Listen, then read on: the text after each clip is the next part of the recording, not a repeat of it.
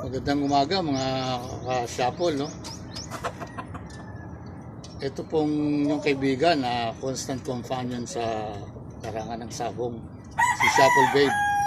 Gusto ko ipakilala sa inyo ang mga bago kong videos. Gusto ko rin makita ng mga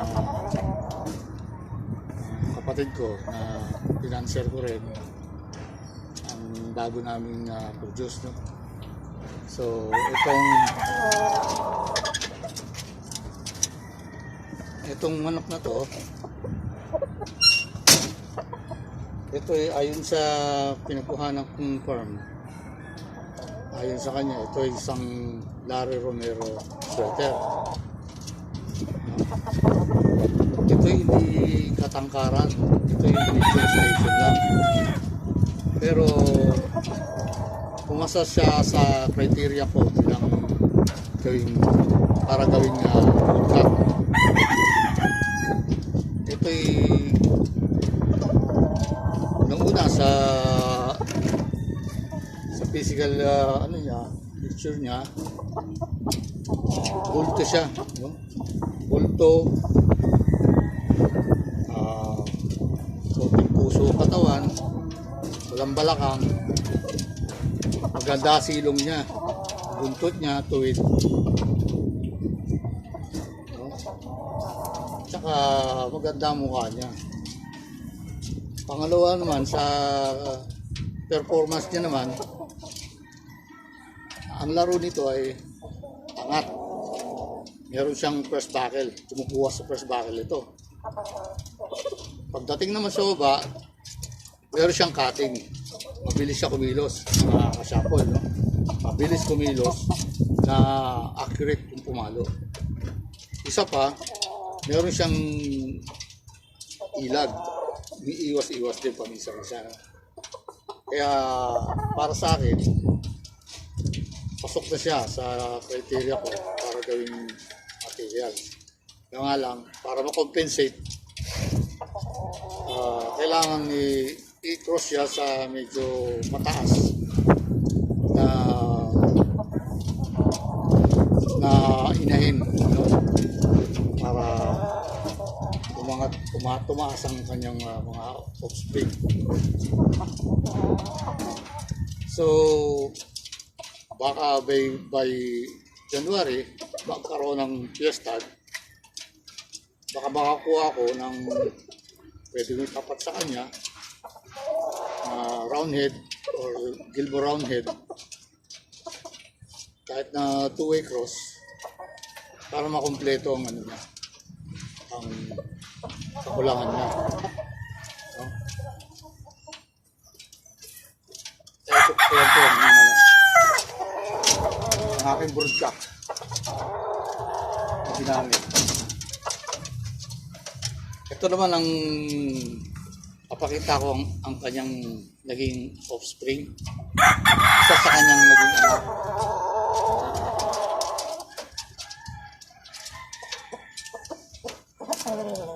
Likot. Ito mga ka-shuffle, kawig niya rin. Kasi taas niya rin, medyo mataas ang konti sa kanya. Ang kagandahan nila, mga ka-shuffle, bultong katawan, punong-puno ang katawan, lapad, saka malakas sa bakbakan.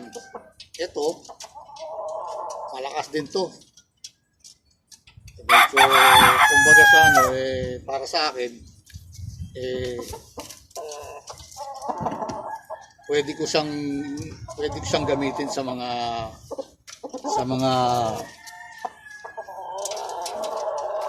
derby.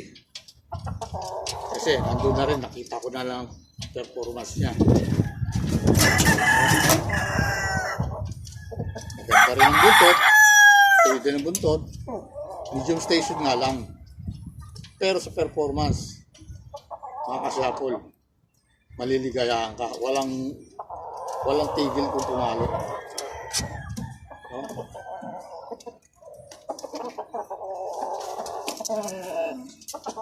So, yan po ang isa sa kanyang naging anak na gusto kong makita aking pinsan at kapatid ng mga pinanser ko. At saka gusto kong malaman na nyo na dito lang ako sa rooftop ng bahay ko. Kasi nung una, meron kaming backyard dun sa Cavite. Hindi ko na sabihin kung anong subdivision dyan. Pero malaki siya, mga 2,000 square meter. Ngayon, kinuha na ng may-ari. Kaya naghati-hati na kami. Iwalay-walay na kami ng kahi namin.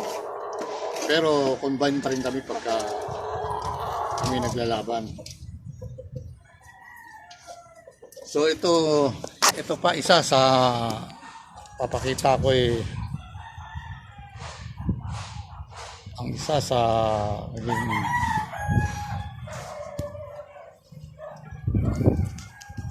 naging anak niya.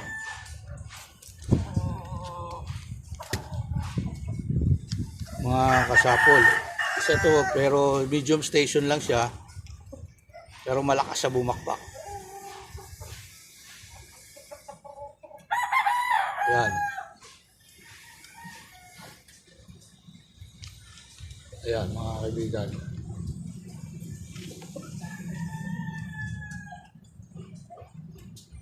Ito pa ang isa.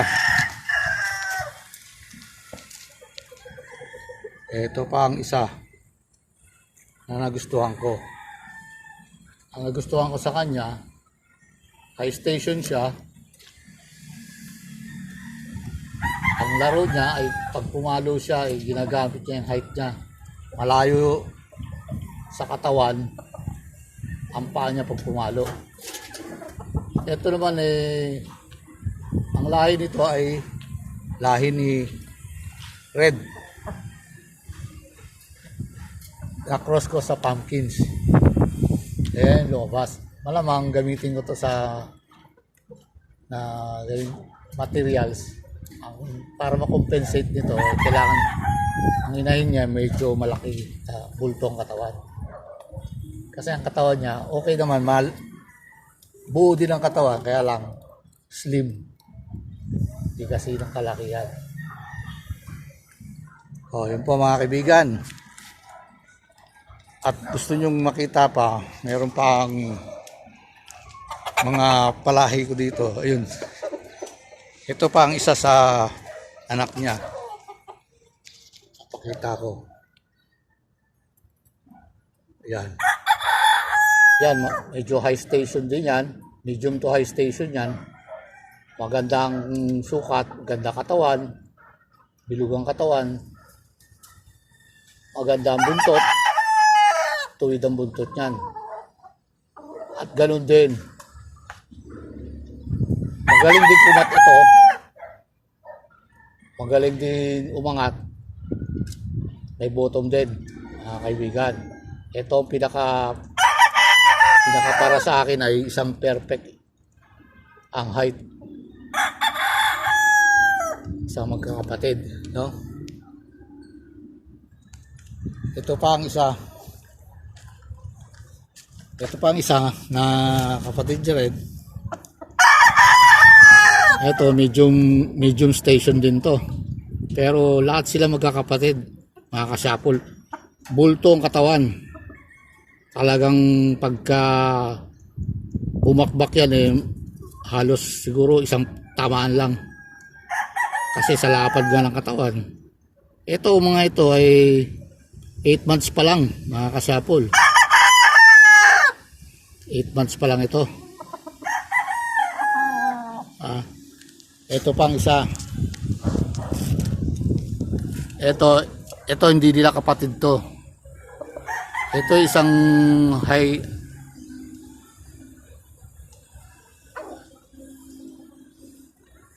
mataas ang pagka nito, ang pagka-hatch dito. Kasi pag naglaro to, ayaw nang bumitaw, gusto pukpukan na lang. Pero umaangat din yan. Umaangat siya sa taas. Ito'y